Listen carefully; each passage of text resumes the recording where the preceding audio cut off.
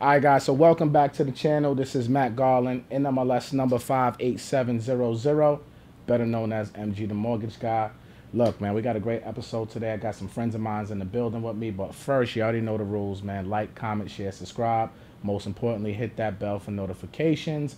And make sure you guys pick up the webinar, the Ultimate Home Buyers webinar happening on March 11th, March 12th. I'm actually going to put the webinar link in the description and in the live chat during this video, so make sure you guys get that. It's only $19.99. It's almost free. Don't play yourself. Make sure you get that. Now let's get to today's topic, man. First of all, let me introduce you to my guys. All you guys are always asking me about, do you live in Michigan? Do you live in Detroit? Can you help us buy investment properties? We need funding. Can we get deals under 100K and put them in our LLC? Blah, blah, blah, blah, blah. Right? And I tell you guys, nope, I don't do it. And I never tell you guys or share with you guys my lenders or the people that I actually refer business to. So I got a special treat for y'all. I'm going to give y'all one of my sources. And these gentlemen are my sources for everything for the state of Michigan. So I need you guys not only to watch this video and learn, I need you to go to all their social media handles and follow them and do business with them, because I know these guys, they're great, and they're going to help you get the bag in Detroit or the state of Michigan. All right, so we got my brothers over here, Will and PJ from Better Neighbor Mortgage. What's going on, fellas? How are you? MG, that's a hell of an introduction, man. We appreciate that. We're live and we blessed, man. Yeah, we are. We here, man. First of all, introduce yourself. Tell the people who you are. Yeah. So, again, my name is Will Rogan, co-founder of Better Neighbor Mortgage. Yep, William P.J. Pinson, also co-founder of Better Neighbor Mortgage. There you have it, y'all. So where are you guys located? Let's get that out the way first, so people have an idea how to find you. Yeah. So we're here in Detroit, Michigan. You know, that's where we're at. That's our backyard. Detroit, Michigan. Yeah. Detroit downtown. Where at? A specific location? Yeah. Where exactly are you? Yep. So downtown Detroit, Michigan. Don't mind me. I'm just doing Yeah, my typical foolishness. All right. So let's get really into this, right? People always talking about this Detroit land bank. Can you guys tell us what is the good, the bad, the ugly of this land bank? Because I've heard horror stories, and you guys offline was telling the horror story also. But let's start with the good. First of all, what is the Detroit Land Bank? Yeah, so I just want you to think of a space that's government, right, that holds homes that you can buy off market in a sense for cheap, right? These are the homes that you're going to get under value that you see on like Redfin or Trulia or all of those sites that house all the houses that are for sale. You're going to get them a lot cheaper through the Detroit Land Bank. So that's the good. Okay. Right? It's a resource for majority investors that are looking to invest in the city of Detroit and really make a play. And that is there for them. Now, with the good, right? The resource is the good. There's some ugly. You know, process is a little bit different than you would if you were to go through and find a home in a neighborhood that has a good ARV and you're good, right? So that's like kind of the ugly, and that's where it gets a little bit hairy with realtors working with these clients, is the speed of things, etc. How long does it take to actually go through this process of going through the land bank? Yeah, I mean, you're going to be a couple months. What's a couple months? Like 6 months? 12 months? Versus a couple weeks if you find a home just regularly. So, all right. So if I can stomach the pain of going through a couple months, like how much can I get a property for? Yeah, via the land bank. Yeah, we just heard a story where a family bought a house for $1,000, and the investors. What, you said what? Bought a house for $1,000. $1,000. $1,000. Right. Okay. They did some renovations, $40,000 worth of work or so, and then sold that property, same property, for $105,000. Damn. Yeah. So those. Do you know how much work they did? About $40,000. So $41,000 in, Yep. and sold it for $105,000. Yep. That's insane. Yeah. And this happens all the time. Yes. All the time. So don't you think it's worth it to actually go through the pain of the land bank? Yeah, I mean, listen, that is a resource. That's a resource. What kind of paperwork would someone need? Like, so if I'm watching this, Yep. and because that story is incredible, right? That's a crazy flip, especially if you only bought it for $1,000. $1,000. Like, yeah. what type of paperwork is it needed? Because I know with a traditional loan, we know the paperwork, and we'll get through that. But like, when you're going through the land bank, like, what does that process really entail? So a lot of that is more or less going to be contingent on the potential investors, I would say credit history. Right? Okay. So there are some stipulations that come with purchasing a property from the land bank, certain requirements, as we talk about the good, bad, and the ugly, right? And investors may have a certain period in which they have to actually hold the property prior to flipping it, right? So example, you look to purchase a property for $1,000, $5,000, $10,000, whatever the case may be, you may have a 12-month requirement of holding that property before you can actually flip it, right? So some people look at that and say, hey, if I can find a property the traditional route, I can fix and flip that in the period in which I want. I'm going to go that route. Versus, as we talked about, if you want to go through the paperwork, if you have the time to sit on that property for 12 months, the land bank very well could be a great option. So really, I'm only hearing the only con right now is to hold it for a year. Time. Basically, it's just time. Time is money for some people. Time is definitely money, but sometimes patience is a virtue too. Yeah. There you go. At the same time, Absolutely. if I can get a house for $1,000 and make essentially 60, 70,000 on a flip, I don't care about the holding it for a year. Yep. Because when you really think about it, 9 times out of 10, you ain't gonna have no mortgage on that. No. Yeah. Right? Yeah. You're not going to have no debt. And how much of the property taxes in Detroit? I'm pretty sure it's not that expensive. Yeah, so it just depends on the area. Okay. In areas where these homes are located, the property taxes are not going to be that Not much. expensive at all. No. Yeah. You said an interesting stat, right? Let's get off the land bank for a minute. You said that 70% of the homes, I believe you said, in Detroit are under 150,000. Yeah. So when you think about investing, right, in this case, we're talking specifically about Detroit. You want to look at ROI, right? That's why we usually do anything. What is my return going to be for my time, for my money up front? What is my return going to be? And you look at a city specifically like Detroit, where downtown area is fully occupied. We're going vertical right now, which is awesome, an awesome problem to have. You look at the projects that are bringing jobs to the city, which is another great problem to have, right? Figuring out where people are going to be and figuring out what jobs they're going to do. And then you also look at like you said, the entry point to investing. 70% of the properties in Detroit are $150,000 or less. 50% of that is $82,000 or less. Wow. So if you are an investor looking to get a big ROI on your investment, then what you're going to do is you're going to find situations that is going to be the perfect storm. Detroit is one of those cities what I would consider is the perfect storm. Damn, you said a whole lot right there. 82,000. Like, what was that percentage again? 50%. 50% are under $82,000. 82,000 or below. All right. Now, let's talk funding these deals, because you guys own a mortgage company. Yes. Yep. Right? You own a mortgage bank. And it's very, look, we're loan, we just said this. First of all, let's for the record. Let me say this. For the record. I've never had loan officers on my channel before. History. This is actually history in the making. I don't bring loan officers on the channel unless I really, really like them. And I like these guys. So just FYI to that. Now, I'm not doing no damn deal under $100,000. Yep. It is just not worth the time, the processing, the underwriting. As you guys know, that is extremely expensive. Yeah. Because I'm from New York. That's too hard in New York. Nah, that's just like, what are we doing? What are we doing? Why am I going to do this $80,000 deal when I can go do the $800,000 deal? Yeah. Because that's like an everyday deal here in New York. Yep. Right. But different areas require different tactics and different banks that will actually fund these deals. Yep. I don't have those resources. Yep. I'll be very honest with you. All the lenders that I work with, for the most part, want deals 150,000 or more. Some will make exceptions down to 100, but you guys are the plug. Yep. You guys are the source for getting these deals funded under 100K.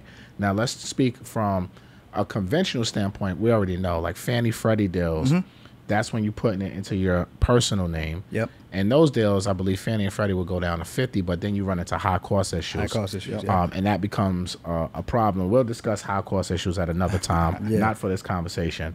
But that's when you have to flow over and put deals into your LLC, because now the LLC or the portfolio lenders don't follow the same rules and regulations as Fannie and Freddie. Absolutely. So I've been struggling, fellas, for years to find lenders that will fund deals in LLCs, but you guys have these lenders, correct? Yeah. We do. Plenty of products. So just to plenty speak of on products. That, plenty of products. Let's talk about a few of them. Yeah, that's let's what we're talk here about for. a few of them. So we'll start with like fix and flips or even fix and holds. So for investors, these are products that are going to range anywhere from 10 to 20% down. Okay. If you're leaning more towards that 10%, these are for your repeat investors, right? You flipped a handful of properties. If you're a first-time investor, we're probably leaning more towards that 20%. Okay, so let's hold on. Let's slow this down. So for seasoned investors, how many flips do they need to have on a record? Seasoned investors, we're going to say 5 flips. In the past 12 months or 24 months? In the past 12 months or 24 months. 24 months. So 5 flips past 24 months, then you can get them financing 10% down. 10% and down. 100% of the repair costs? 100% of the repair costs. Okay. And now for the rookies, the freshmen, right? 20% down with 100% of the rehab costs. 100% of the rehab costs, 20% down. Now you have they have the personal guarantee it, correct? No, so it's actually they do have to personally guarantee it, but the loan's going to be funded either in an LLC or an S corp. Okay. What is the minimum credit score that they need to have in order to apply for this type of funding? So with fix and flip, you're going to be looking at a minimum of a 640. Okay. And what's great about these products is they also don't have income qualifications. So they operate very similar to a DSCR loan. For those who don't know, that is debt service coverage ratio. Make sure y'all type DSCR in the chat, please. Type DSCR in the chat. DSCR in the chat, and just to layer that down and break that down a little bit more, as opposed to looking at your pay stubs, your W-2s, and things like that, and verifying your income. The bank, we are just going to verify the cash flow of that property.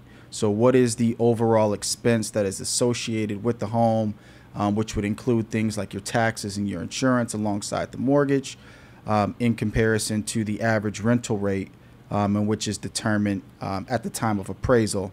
And as long as we are of equal, and even in some cases we get away with being of less, I'll explain that here in a second, we will be able to fund that loan.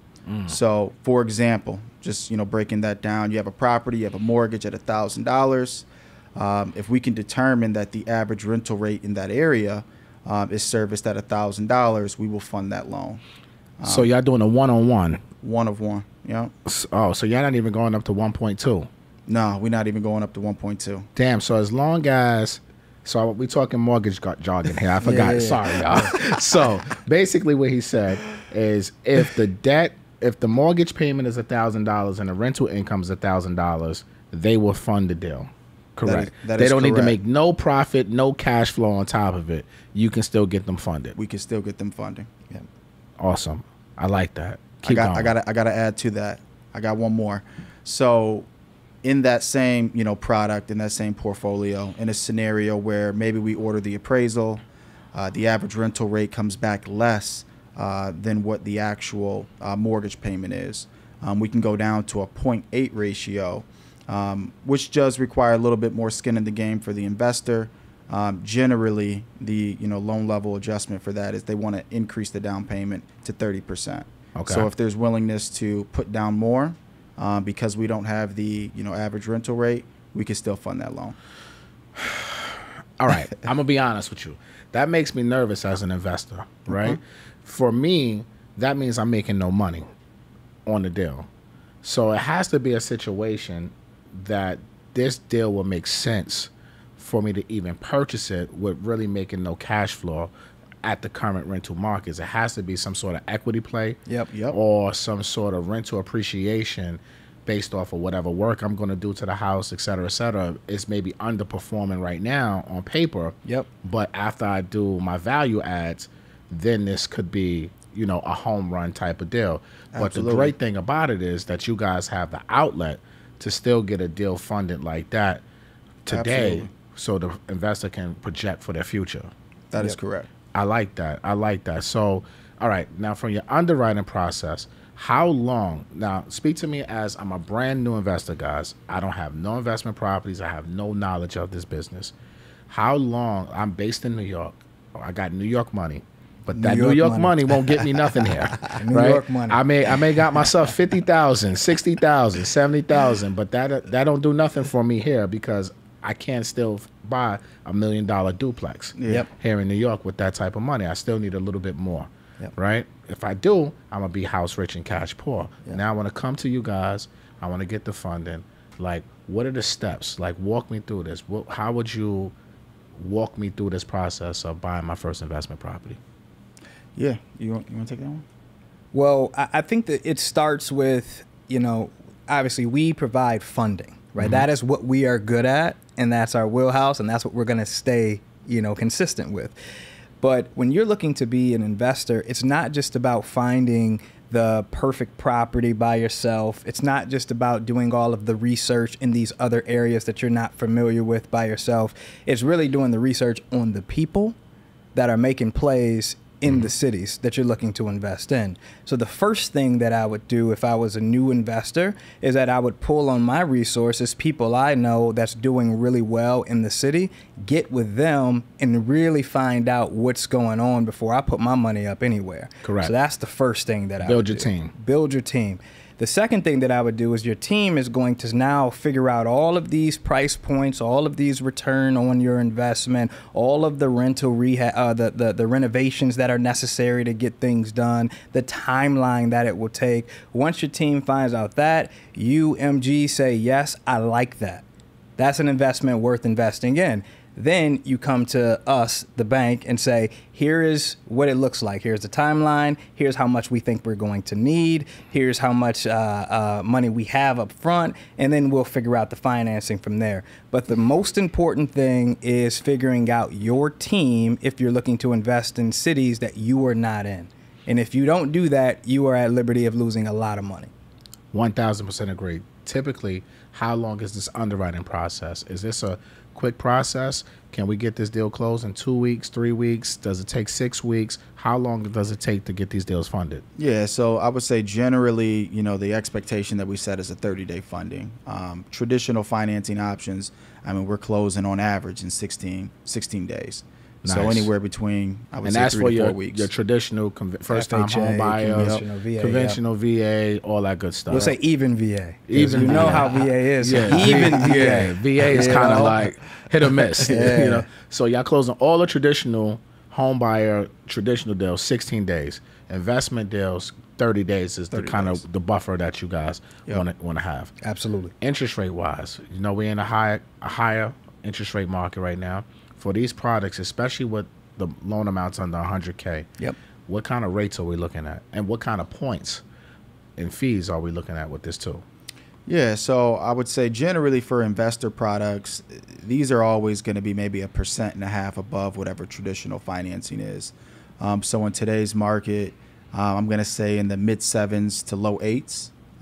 These are going to be the interest rates in which you are financing in for some of the investor fix and flip scenarios. And for your traditional financing, first-time home buyers out there, pending one's qualifications, I would say anywhere in the high 5s to low 6s.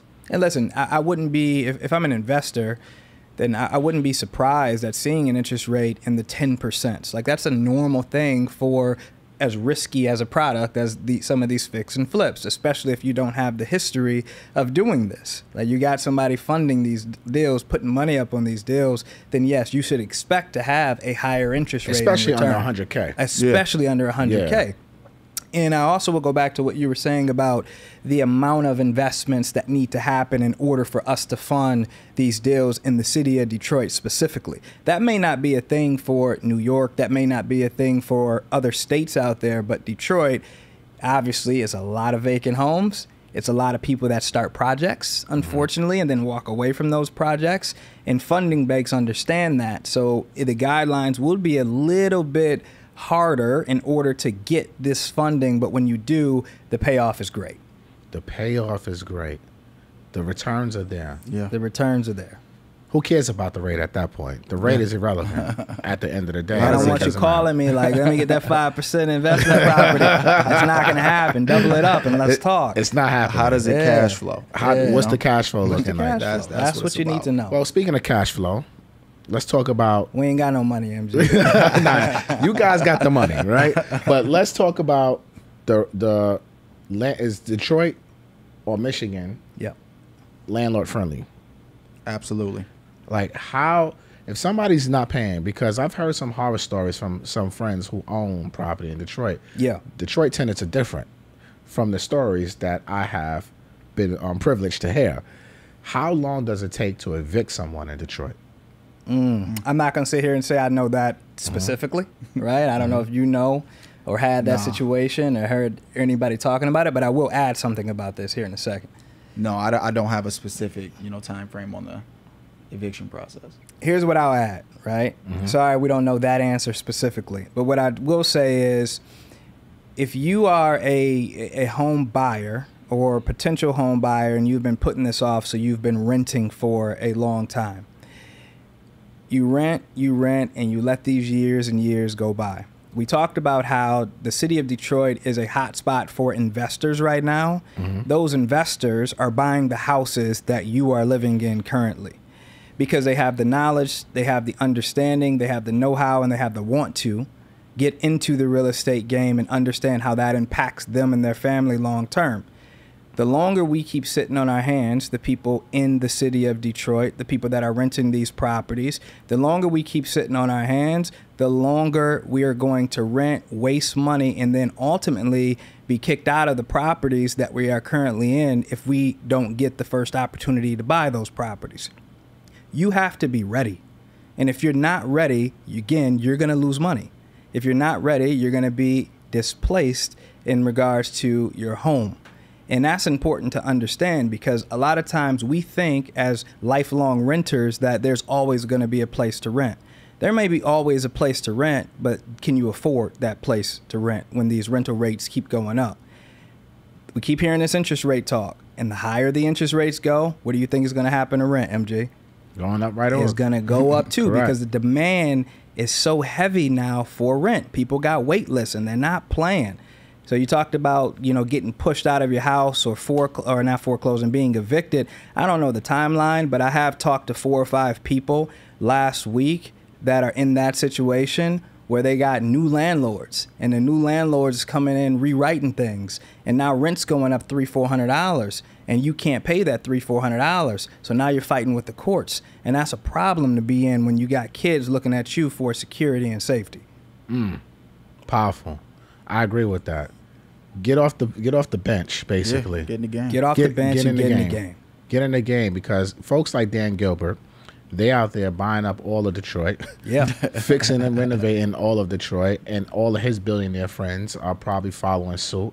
And like you guys were telling me offline, that's more of the office space and the commercial space, the bigger deals. Yeah. But they're still bringing in a lot of institutional money to the city, which is, like you said, is going to buy up the suburbs and the hoods and everything like that and gentrify it because of the price points and the cash flow that you can get from a city like Detroit. Detroit is booming, but a lot of people think the market is going to crash there. Yeah. What do you guys think to that? Like, what's happening right now in the current real estate housing market in Detroit? Well, there's a lot of just things being done in the city that's going to continue to bring jobs to the city. And when you bring jobs to the city, they got to have somewhere to live. There's people that's working at these jobs. So they're going to continue to be downtown and then keep pushing out. And it's just going to be a radiation from downtown out to these other suburbs. And they're going to continue to get occupied. I don't see it crashing anytime soon. I see it continuing to increase. There's bridges being built that's going to create jobs. There's the biggest building in the city of Detroit is being constructed right now. These are things that are happening right now that's going to continue to bring jobs. High level people, right? I say high level because high level decision makers needed in Detroit. I think we all know that. That stuff is going to continue, and it's going to continue for years and years to come. I think Detroit will be in a good spot for a very, very long time. So the Detroit market, just to be clear, it's not crashing. No. Because the world thinks every market is crashing right now, according to the internet, right? Yeah. Detroit is still booming. Booming. People We're still busy. buying. Yes. You guys are definitely busy. You guys are working with all the top realtors in the city. Yep. You're funding a lot of deals, and but you're seeing more houses stay on the market longer though. Yep. Right now. But that doesn't mean that it's crashing or prices are coming down at a drastic price, right? Right. No, I think what that correlates for the most part when homes are sitting on the market longer, that correlates to a buyer's market. And whether I'm an investor or whether I'm a first-time home buyer, those are situations that you really have to, have a high level and a high sense of urgency, right, to take action. One of the biggest things in this market now, due to inflation and just, world economics, right, what we've been dealing with. And I think it's a proper time for buyers to take action, to take advantage because the property's been sitting there longer, where you can negotiate lower, purchase price on a property. You can negotiate things like seller concessions.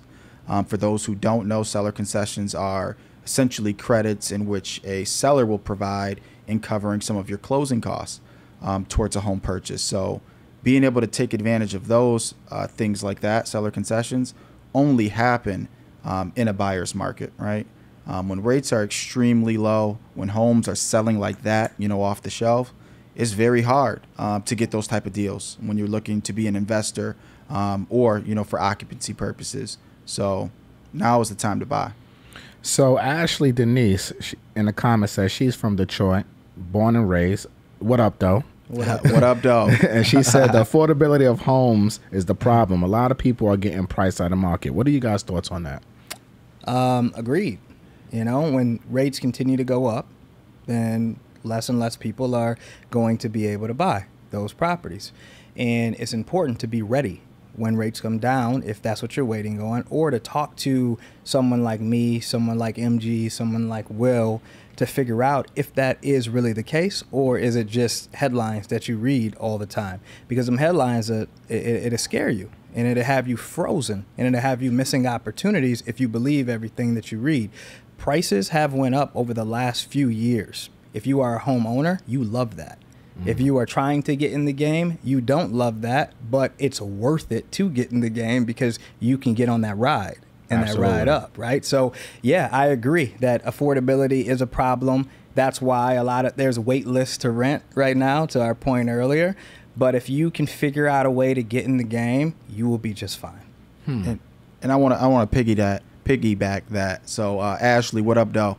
What up, though? Yeah, and you got to say affordability is probably the biggest thing that we have conversations about with especially first-time home buyers. It's probably the most important thing. But with that, I think you have to ask yourself, what is the cost of renting, right? And that's renting is at 100% interest rate, and real estate is an asset class where you have to ask yourself, do you want to be in the position where you are paying off someone else's asset class, or do you want to be adding this to your own portfolio and building that equity for yourself? So we always say, marry the house and date the rate. This is one of those positions and times right now where interest rates are high, and that does impact affordability based on your mortgage payment.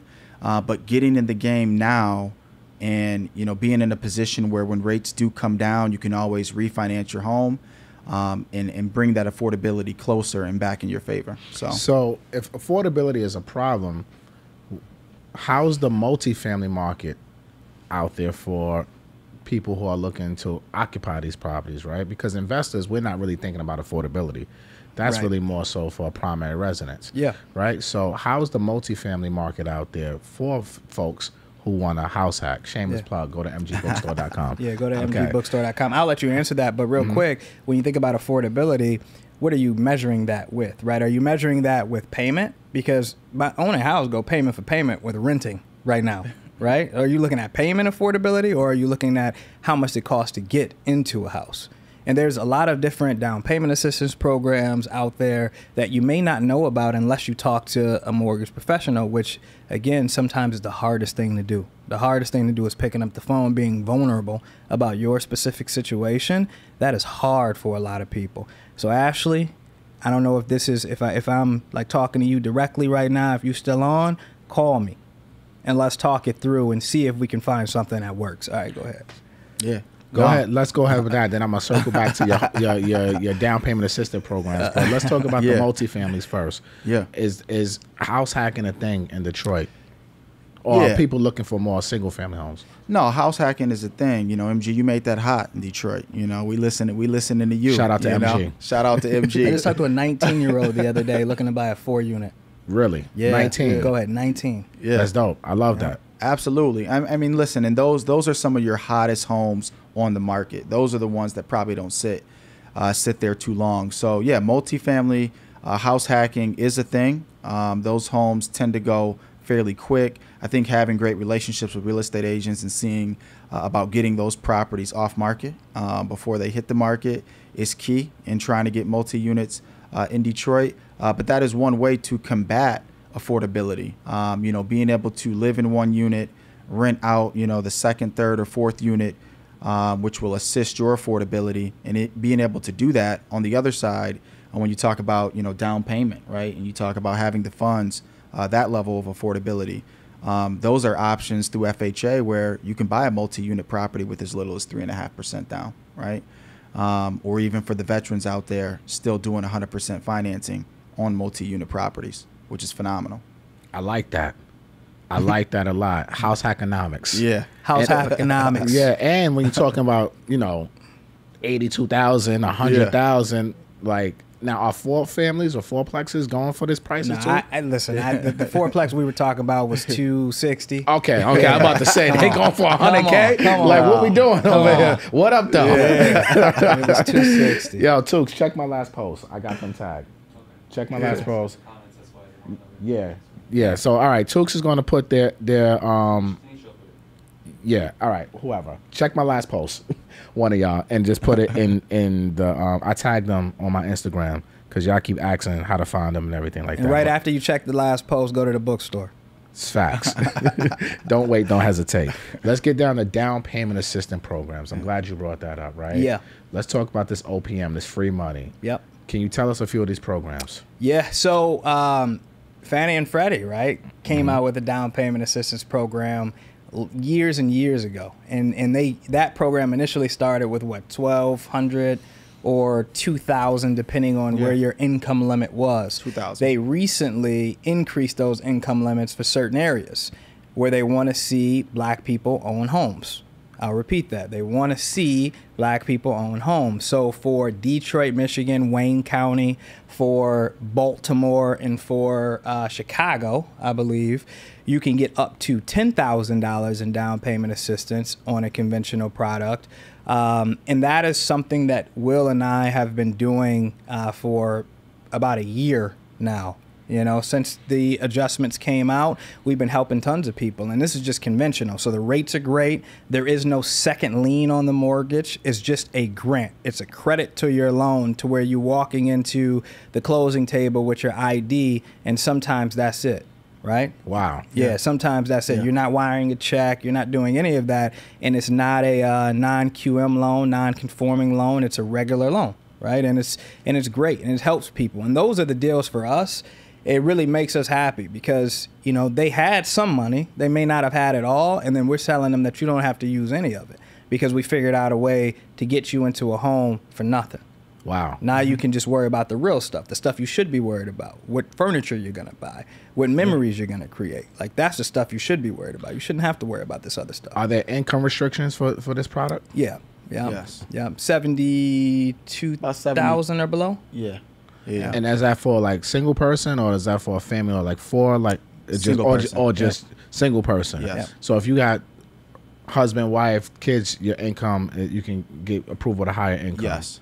And now, is there a loan amount restriction, or it follows whatever the conforming follows Fannie Freddie conforming loan limits. Yeah. Wow. I mean, but with that income restriction, that's going to automatically restrict. Of course. It's going to restrict you. Yeah. You're not buying a $500,000 house and getting $10,000 of free money. No, I mean, look, if you talking about coming to the closing table with really little to no money out of pocket, if you give them $10K on this grant, I mean, that's probably what, 150,000, 175,000 type of deal y'all guys are doing with this? 100%. Yep. Somewhere around there. Yep. It helps. It helps that first time home buyer get into the house, like you said, and not worried about, am I going to be able to eat? Yep.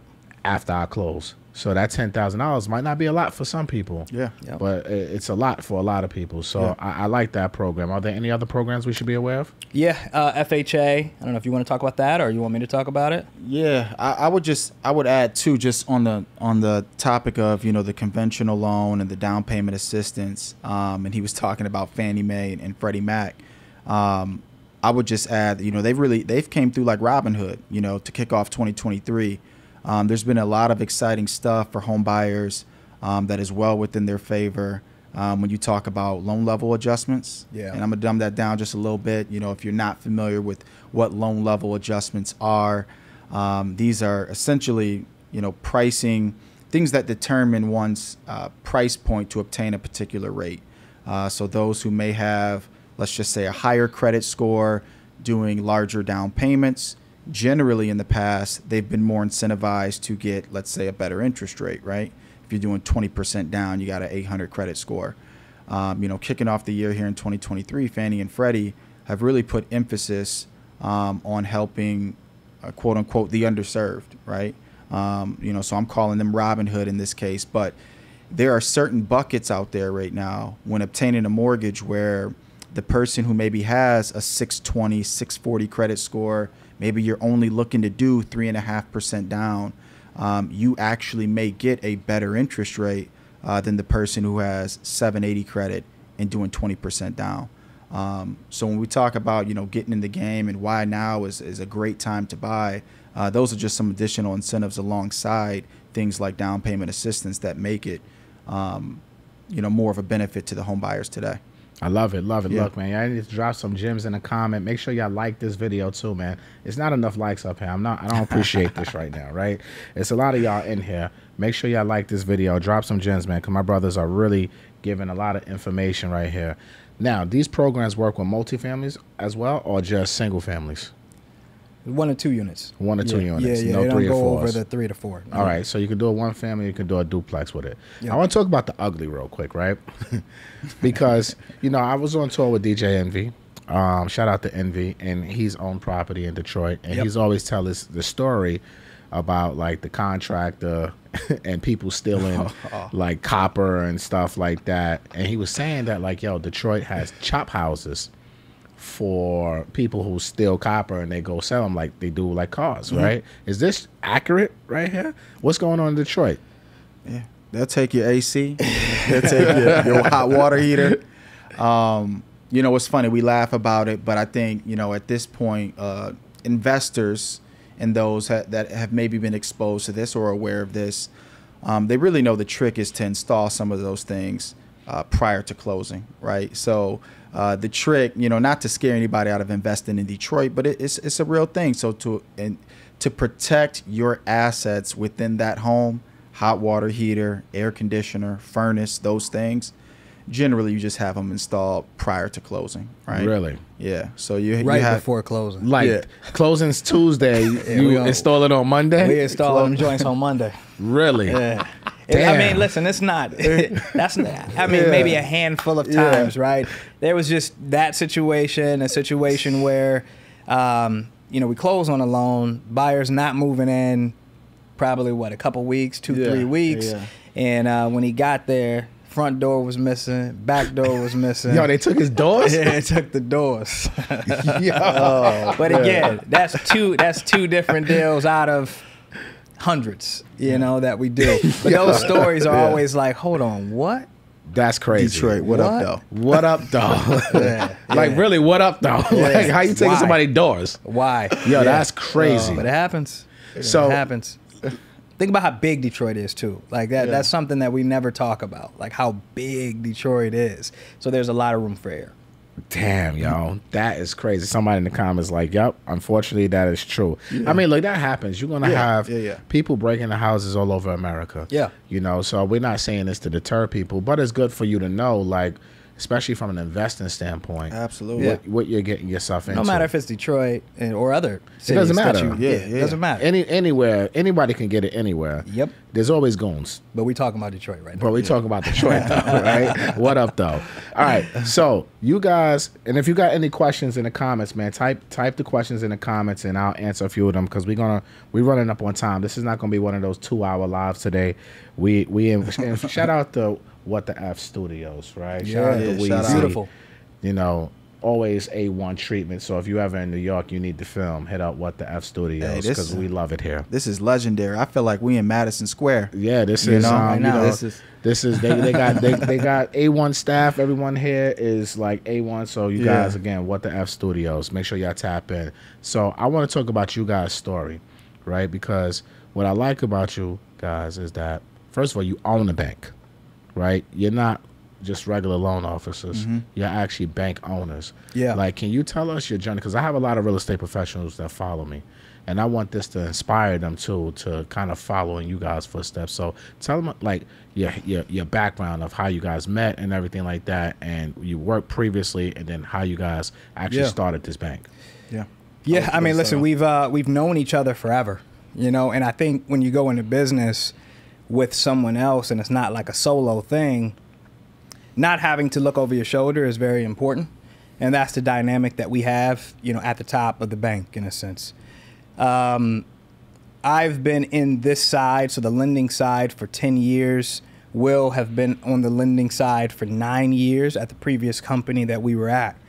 Will worked his way up to one of the top bankers, and I'm not here to just tell your story, so stop me whenever you want to interject. Do your thing. But you're doing a good job, bro. Yeah, one of his, he worked his way up to be one of the top bankers in the company, working on big profile loans and partnerships that we had.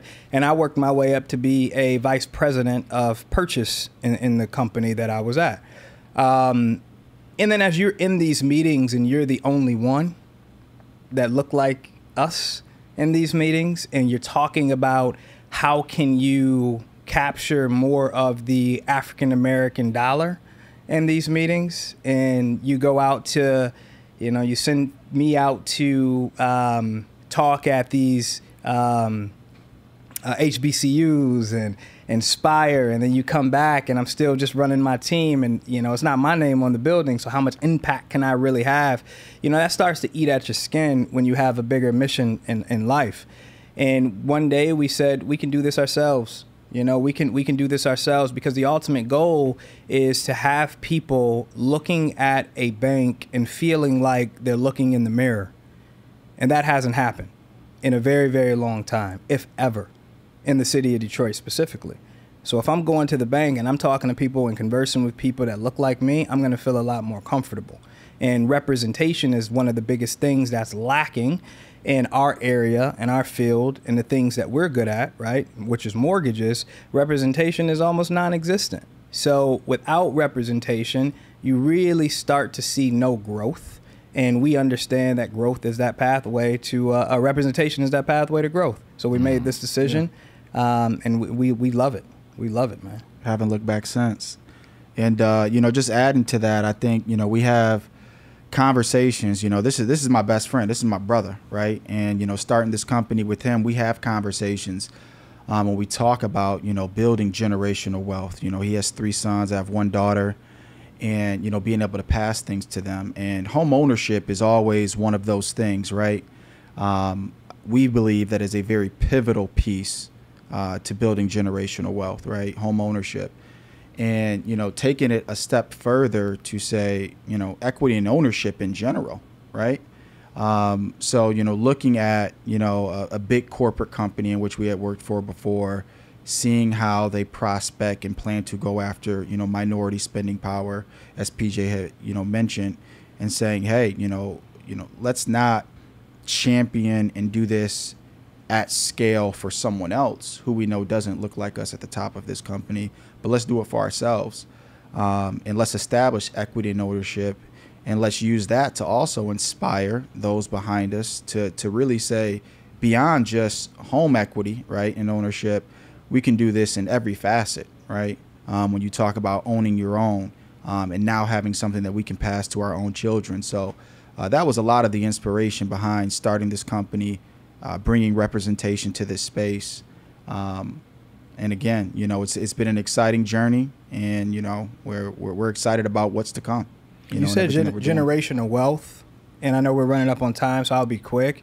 Take your time, brother. Take your time. We talk about that a lot, right? We talk about generational wealth and how equity, the relationship between equity and wealth when it comes to home ownership. But the one thing that we hardly ever hear is the relationship between home ownership and health. When you think about having a stable environment to grow up in, to raise kids in, like that is very, very important to one's mental health. Because if you don't have a stable environment, if you're moving, if you're fighting with landlords all the time, then like that stress bubbles up and manifests into a lot of different things that could have long-term effects. And we see that, and there's studies about that. So home ownership isn't just a wealth play, it's also a health play as well. And that's something that we hardly ever talk about. That should be talked about more. I agree with that 110%. So I want to go through this process of how to start a mortgage bank. Yep. For those people who are in our business who might not know it. Like, what was the steps that you had to take to actually become a mortgage bank? The brainchild, William Rogan.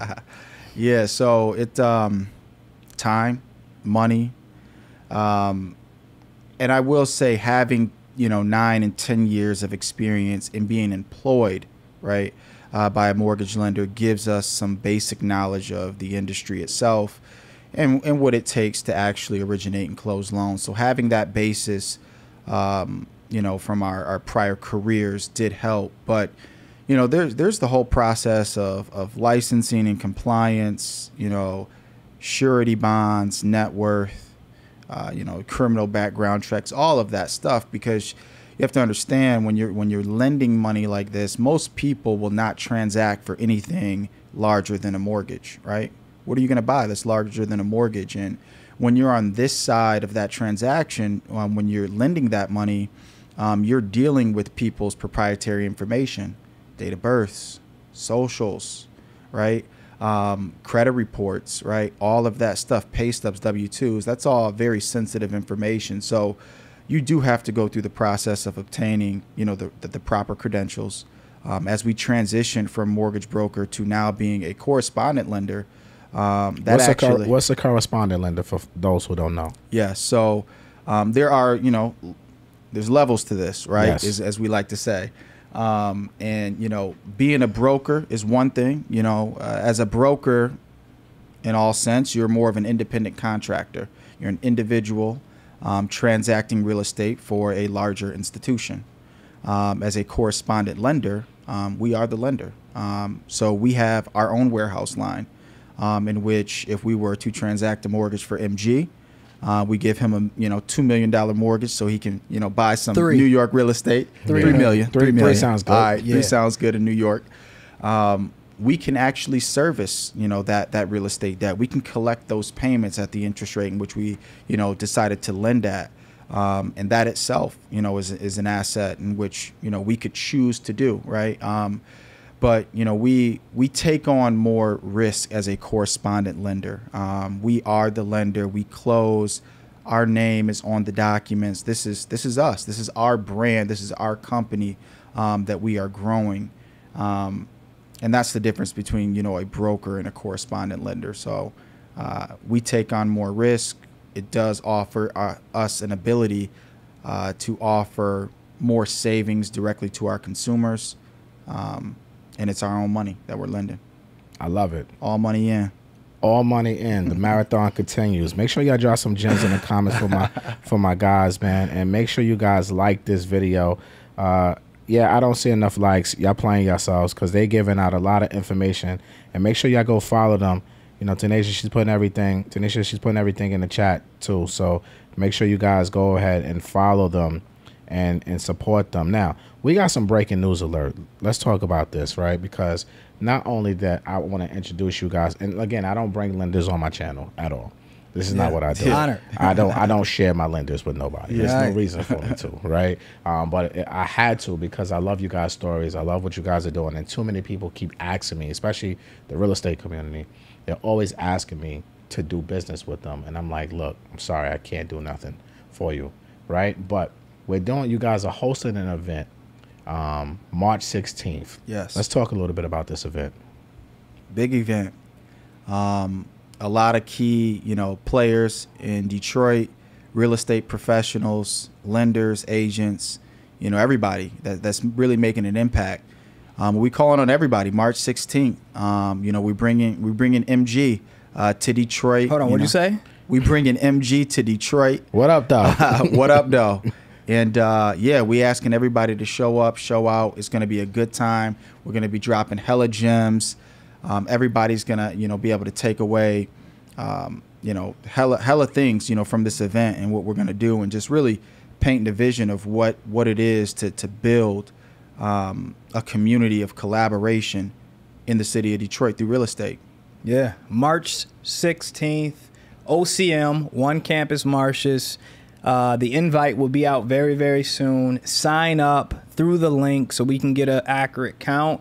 But this is going to be an incredible event, a long overdue event. We got a lot of people in the city that's working their tails off right now, making things happen, transacting real estate. And now we're bringing one of the biggest players, which is MG, into the city. The biggest ever player, MG, into the city to drop some knowledge, talk about Detroit. And we want to give him a very, very warm welcome to the city. Even though it's going to be cold, it'll be a warm welcome to the city, and we're going to have some fun.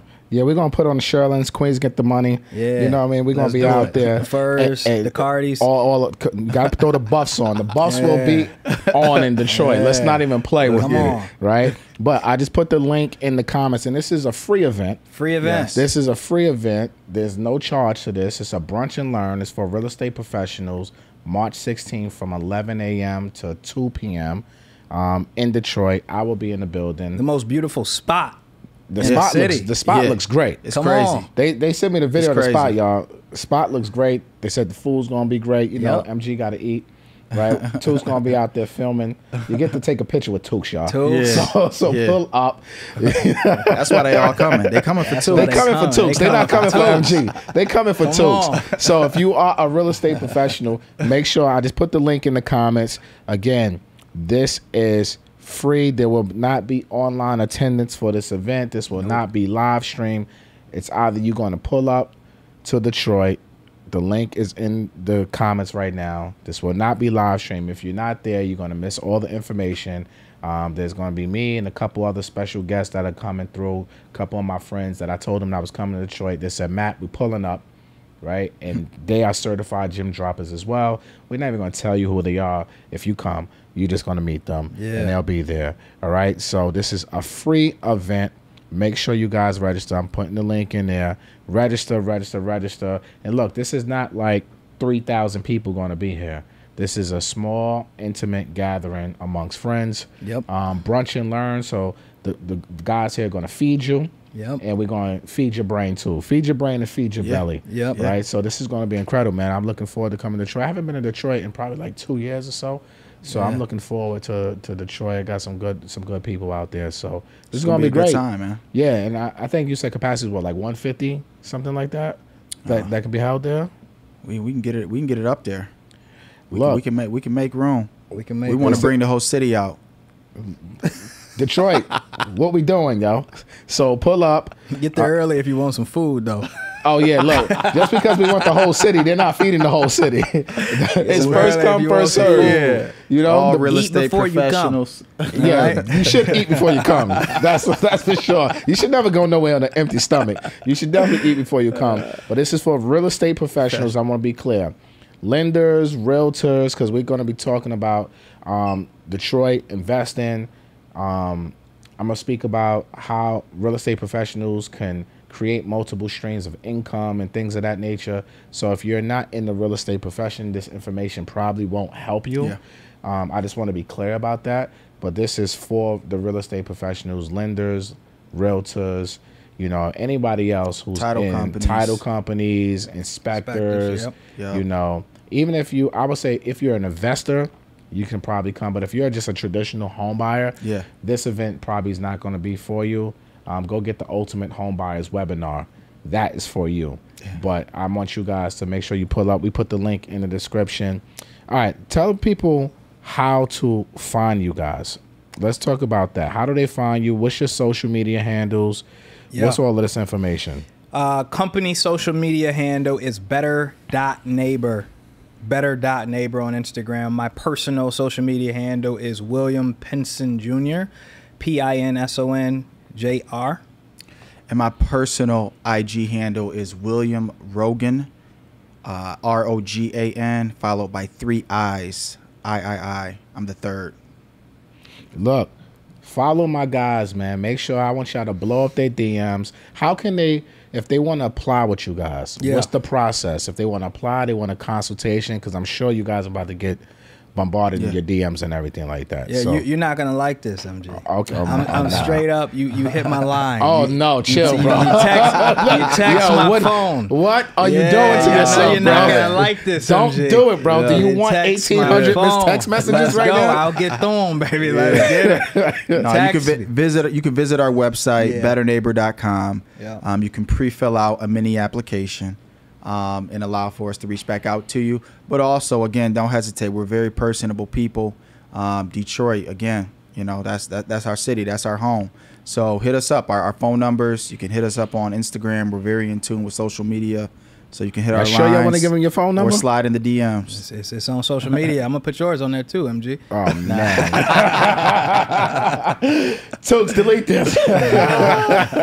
Oh, man. Look, pull up March 16th. MG will be in Detroit. Yeah. Tooks will be in Detroit. We're going to be out there. Real Estate Professionals, Brunch and Learn. The link is in the description. This is a free event, ladies and gentlemen. This is free. There's no charge. So don't register if you're not coming. Yep. Yeah. Don't waste the registration, please. That blows minds. Yep. I hate when people do that. They register and they never show up. Like, why did you register? Listen, man, you got to do, because when they register, it's a comfortable moment. You know, say like, yeah, like this sounds good, this feels good. Let me register, and then life hit them. Like come no matter what. All right, if you register, you come no matter what. Yeah, pull up. Like pull up. It's gonna be a lot of information, special guests, real estate, monetization, running plays in How to Detroit. get money. Yeah. How to get money in Detroit, and it's real estate professionals. So this is gonna be dope, man. And it's gonna be good food, good vibes. And who knows, man? We might hit a little after party after. Who knows, man? Who knows? You know, more bottles. More bottles is the rituals of EYL. So you never know. The biggest. You never know. We might be tearing up somebody's club that night too. So make sure y'all pull up, and we're gonna have a good time. Any parting words? Anything last that you want to say to the audience? Tell them right now. I say Detroit. Let's show up. Let's show out. It's, you know, Real Estate Professionals, March 16th. You know, we going live. Let's make it happen. We building something special, and we're excited to, you know, be doing this trench work with the city of Detroit. Yeah, collaboration is everything. Yes, sir. And this is a great example of that. Don't be afraid to reach out to somebody. It goes down in the DMs. You know, It don't be goes down in afraid. the DMs. That's exactly what this is. So that's a big key if you're looking for one. That's all I have to say. Tooks, you got anything to say on this? Like, It doesn't matter. They need to know Tooks that will be at the event. Tooks will be Tooks in will the be at the building event. in Detroit, March 16th, 11 a.m. to 2 p.m. The Brunch and Learn for Real Estate Professionals. I'm putting the link one more time in the comments. Make sure you guys register and register today. All right? Because this will sell out because it's free. So it will sell out. That's all I got, man. This was dope, man. Thank you guys for coming to New York. First of all, they flew to New York to do this, so that was pretty dope. Now we're about to go and have some food, have some drinks, and continue to politic Double shots of 42. all night. all night, although I'm still hungover from yesterday. And make sure y'all go wish my brother Rashad a happy birthday from EYL. His birthday was yesterday, and Troy's birthday is on Friday. Right? That's why they get along so well. They're going crazy this week. Oh, my God. They're going crazy. Man. Friday's going to be legendary, too. But make sure y'all wish my brothers a happy birthday, all right? Yeah. So this is Matt Garland, NMLS number 58700, better known as MG the Mortgage Guy. Peace.